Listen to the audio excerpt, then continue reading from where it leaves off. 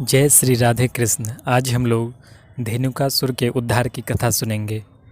जब भगवान श्री कृष्ण और बलराम जी ने छठे वर्ष में प्रवेश किया तब उन्हें गौवे चराने की स्वीकृति मिल गई। वे अपने सखा ग्वाल वालों के साथ गौवे चराते हुए वृंदावन में जाते और अपने चरणों से वृंदावन को अत्यंत पावन करते। यह वन गौवों के लिए हरी हरी घास से युक्त एवं रंग बिरंगे पुष्पों की खान हो रहा था।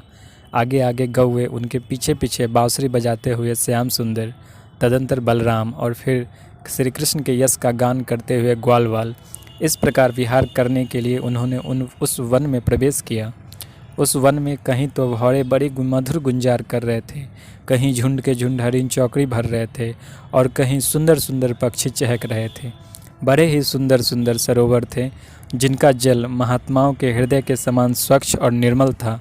उनमें खिले हुए कमल के सौरभ से सुवासित होकर शीतल मंद सुगंध वायु उस वन की सेवा कर रहे थे। इतना मनोहर था वह वन कि उसे देखकर भगवान ने मन ही मन उसमें विहार करने का संकल्प किया। पुरुषोत्तम भगवान ने देखा कि बड़े बड़े वृक्ष फल और फूलों से के भार से झुककर अपनी डालियों और नूतन कोपलों की लालिमा से उनके चरणों का स्पर्श कर रहे हैं। तब उन्होंने बड़े आनंद से कुछ मुस्कुराते हुए अपने बड़े भाई बलराम जी से कहा, देव शिरोमणि, ये तो बड़े बड़े देवता आपके चरण कमलों की पूजा करते हैं, परंतु देखिए तो ये वृक्ष भी अपनी डालियों से सुंदर पुष्प और फलों की सामग्री लेकर आपके चरण कमलों में झुक रहे हैं, नमस्कार कर रहे हैं। क्यों ना हो, इन्होंने इसी सौभाग्य के लिए तथा अपना दर्शन एवं श्रवण करने वालों के अज्ञान का नाश करने के लिए ही तो वृंदावन धाम में वृक्ष योनि ग्रहण की है। इनका जीवन धन्य है। आदि पुरुष, यद्यपि आप इस वृंदावन में अपने ऐश्वर्य रूप को छिपाकर बालकों की सी लीला कर रहे हैं, फिर भी आपके श्रेष्ठ भक्त मुनिगण अपने इष्ट देव को पहचान कर यहाँ भी प्राय भौरों के रूप में आपके भुवन पावन यश का निरंतर गान करते हुए आपके भजन में लगे रहते हैं। वे एक क्षण के लिए भी आपको नहीं छोड़ना चाहते। भाई जी, वास्तव में आप ही स्तुति करने योग्य हैं। देखिए, आपको अपने घर आया देख ये मोर आपके दर्शनों से आनंदित होकर नाच रहे हैं। हरिणियाँ मृगनयनी गोपियों के समान हमें प्रेम भरी तिरछी चितवन से आपके प्रति प्रेम प्रकट कर रही है, आपको प्रसन्न कर रही है।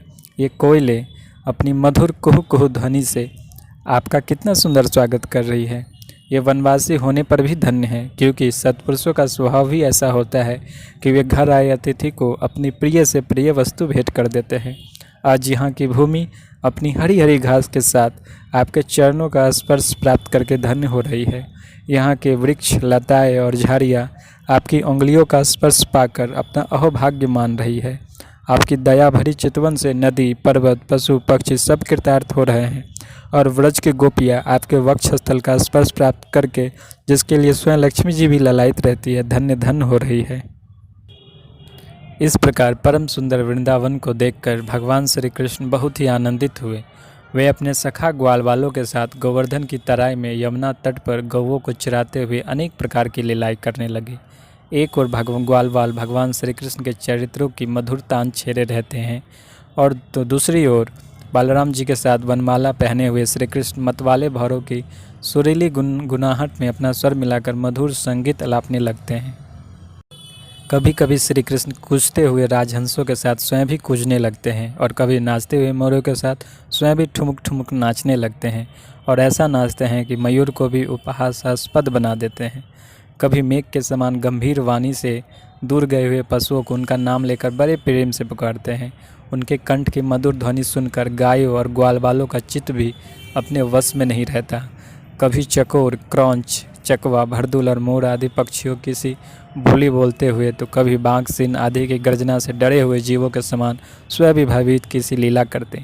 जब बलराम जी खेलते खेलते थक कर किसी ग्वाल बाल की गोद में तकिए पर सिर रखकर लेट जाते, तब श्री कृष्ण उनके पैर दबाने लगते, पंखा झलने लगते और इस प्रकार अपने बड़े भाई की थकावट दूर करने लगते।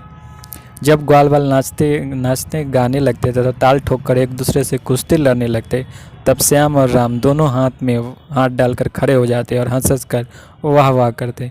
कभी कभी स्वयं श्री कृष्ण भी ग्वाल बालों के साथ कुश्ती लड़ते लड़ते थक जाते तथा किसी सुंदर वृक्ष के नीचे कोमल पल्लवों के सेज पर किसी ग्वाल बाल के गोद में सिर रखकर लेट जाते। उस समय कोई कोई पुण्य के मूर्तिमान स्वरूप ग्वाल बाल महात्मा श्री कृष्ण के चरण दबाने लगते और दूसरे निष्पाप बालक उन्हें बड़े बड़े पत्तों या अंगोछियों से पंखा झलने लगते। किसी किसी के हृदय में प्रेम की धारा उमड़ आती तो वो धीरे धीरे उदार शिरोमणि परम मनस्वी श्री कृष्ण के लीलाओं के अनुरूप उनके मन को प्रिय लगने वाले मनोहर गीत गाने लगते। भगवान ने इस प्रकार अपनी योग माया से अपने ऐश्वर्यमय स्वरूप को छिपा रखा था। वे ऐसी लीलाएं करते जो ठीक ठीक गोप बालकों की से ही मालूम पड़ती। स्वयं भगवती लक्ष्य के चरण कमलों की सेवा में संलग्न रहती है। वही भगवान इन ग्रामीण बालकों के साथ बड़े प्रेम से ग्रामीण खेल खेला करते थे। ऐसा होने पर भी कभी कभी उनकी ऐश्वर्यमय लीलाएं भी प्रकट हो जाया करती। बलराम जी और श्री कृष्ण के सखाओं में एक प्रधान गोप बालक थे, श्री दामा। एक दिन उन्होंने तथा सुबल और अस्तोक, कृष्ण आदि ग्वाल बालों ने श्याम और राम से बड़े प्रेम के साथ कहा, हम लोगों को सर्वदा सुख पहुंचाने वाले बलराम जी, आपके बाहुबल की तो कोई था ही नहीं है। हमारे मनोहर श्री कृष्ण दुष्टों को नष्ट कर डालना तो तुम्हारा स्वभाव ही है। यहाँ से थोड़ी ही दूर पर एक बड़ा भारी वन है, बस उसमें पात के तार के वृक्ष भरे पड़े हैं। वहाँ बहुत से तार के फल पक कर गिरते रहते हैं और बहुत से पहले के भी गिरे हुए हैं, परंतु वहाँ धेनुक नाम का एक दुष्ट दैत्य रहता है। उसने उन फलों पर रोक लगा रखी है। बलराम जी और भैया श्री कृष्ण, वह दैत्य गधे के रूप में रहता है। वह स्वयं तो बड़ा बलवान है, उसके साथ ही और भी बहुत से उसी के समान बलवान दैत्य उसी के रूप में रहते हैं। मेरे शत्रुघाती भैया, उस दैत्य ने अब तक ना जाने कितने मनुष्य खा डाले हैं। यही कारण है कि उसके डर के मारे मनुष्य उसका सेवन नहीं करते हैं और पशु पक्षी भी उस जंगल में नहीं जाते। उसके फल हैं तो बड़े सुगंधित, परंतु हमने कभी नहीं खाए। देखो न, चारों ओर उन्हीं की मंद मंद सुगंध फैल रही है। तनिक सा ध्यान देने से उसका रस मिलने लगता है। श्री कृष्ण, उनकी सुगंध से हमारा मन मोहित हो गया है और उन्हें पाने के लिए मचल रहा है। तुम हमें वे फल अवश्य खिलाओ। दाऊ दादा, हमें उन फलों की बड़ी उत्कट अभिलाषा है। आपको रुचि तो वहाँ अवश्य चलिए। अपने सखा ग्वाल बालों की यह बात सुनकर भगवान श्री कृष्ण और बलराम जी दोनों हंसे और फिर उन्हें प्रसन्न करने के लिए उनके साथ तालवन के लिए चल पड़े। उस वन में पहुंचकर बलराम जी ने अपनी बाहों से उन तार के पेड़ों को पकड़ लिया और मतवाले हाथी के बच्चे के समान उन्हें बड़े जोर से हिलाकर बहुत से फल नीचे गिरा दिए। जब गधे के रूप में रहने वाले दैत्य ने फलों के गिरने का शब्द सुना, तब वो पर्वतों के साथ सारी पृथ्वी को कपाता हुआ उनकी ओर दौड़ा। वो बड़ा बलवान था। उसने बड़े वेग से बलराम जी के सामने आकर अपने पिछले पैरों से उनकी छाती में दुलत्ती मारी और इसके बाद वह दुष्ट बड़े जोर से रेंगता हुआ वहाँ से हट गया। वह गधा क्रोध में भरकर फिर रेंगता हुआ दूसरी बार बलराम जी के पास पहुँचा और उनकी ओर पीट करके फिर बड़े वेग क्रोध से अपने पिछले पैरों की दुलत्ती चलाई। बलराम जी ने अपने एक ही हाथ से उसके दोनों पैर पकड़ लिए और उसे आकाश में घुमा कर एक तार के पेड़ पर दे मारा। घुमाते समय ही उस गधे के प्राण पखेरु उड़ गए। उसके गिरने की चोट से वह महान तार का वृक्ष, जिसका ऊपरी भाग बहुत विशाल था, स्वयं तो तरतरा कर गिर ही पड़ा। सटे हुए दूसरे वृक्ष को भी उसने तोड़ डाला। उसने तीसरे को, तीसरे ने चौथे को, इस प्रकार एक दूसरे को गिराते हुए बहुत से ताल वृक्ष गिर पड़े। बलराम जी के लिए तो एक खेल ही था, परंतु उनके द्वारा फेंके हुए गधे के शरीर से चोट खाकर वहाँ सब के सब तार हिल गए।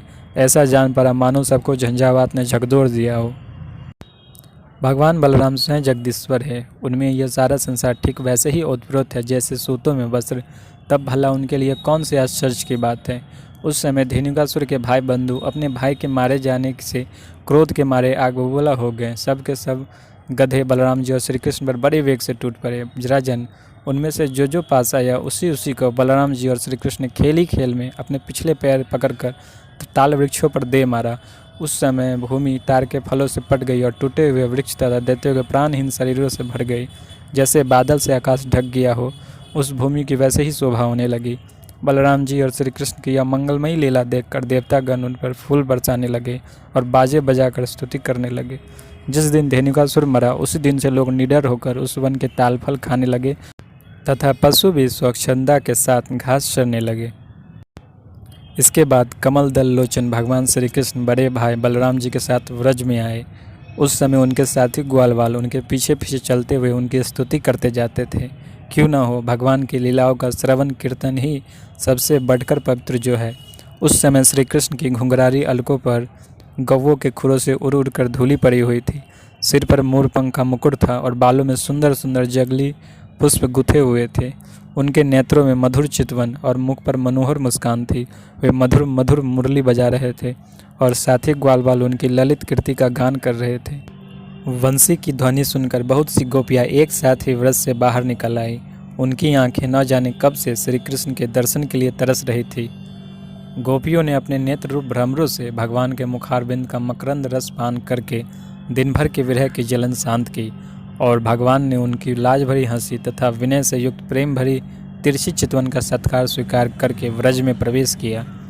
उधर यशोदा मैया और रोहिणी जी का हृदय वात्सल स्नेह से उमड़ रहा था। उन्होंने श्याम और राम के घर पहुंचते ही उनकी इच्छा के अनुसार तथा समय के अनुरूप पहले से ही सोच संजो कर रखी हुई वस्तुएं उन्हें खिलाई, पिलाई और पहनाई। माताओं ने तेल उपटन आदि लगाकर स्नान कराया। इससे उनकी दिन भर घूमने फिरने की मार्ग की थकान दूर हो गई। फिर उन्होंने सुंदर वस्त्र पहनाकर दिव्य पुष्पों की माला पहनाई तथा चंदन लगाया। तत्पश्चात दोनों भाइयों ने माता का परोसा हुआ स्वादिष्ट अन्न भोजन किया। इसके बाद बड़े लाड़ प्यार से दुलार दुलार कर यशोदा और रोहिणी ने उन्हें सुंदर सैया पर सुलाया। श्याम और राम बड़े आराम से सो गए। आगे की कथा हम लोग अगले वीडियो में सुनेंगे। जय श्री राधे कृष्ण।